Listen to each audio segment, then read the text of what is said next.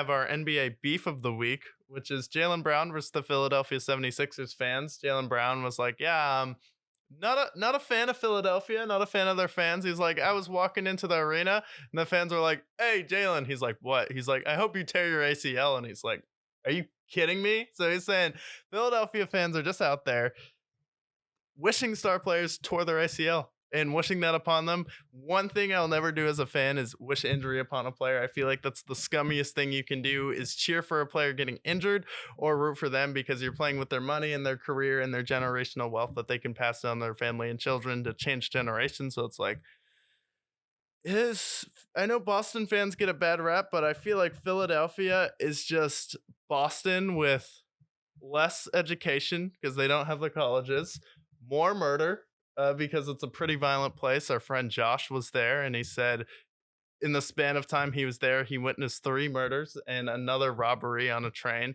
Philadelphia, pretty wild city to be in. A lot of protests going on there too. And then you have the whole situation with Jalen Brown saying how awful the 76ers fans are. So do you think that Philadelphia is just a weaker version of Boston? The fans are just more restless.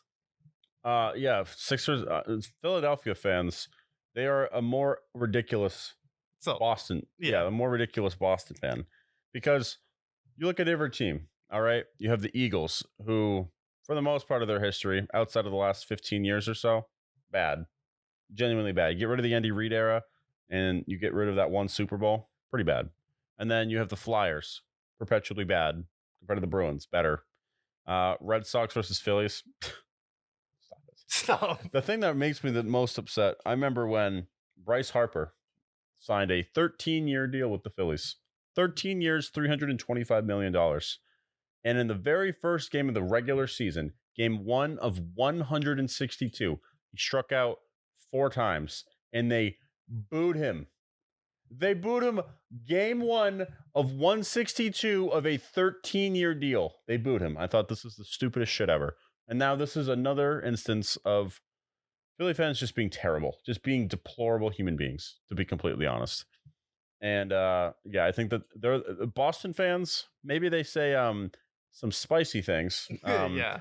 I won't say exactly what they said on Twitter 10 years ago with PK Subban when he gave up when they scored that overtime goal. No. It wasn't the best. No. It wasn't the brightest time in Boston. Boston has a history of, being racist.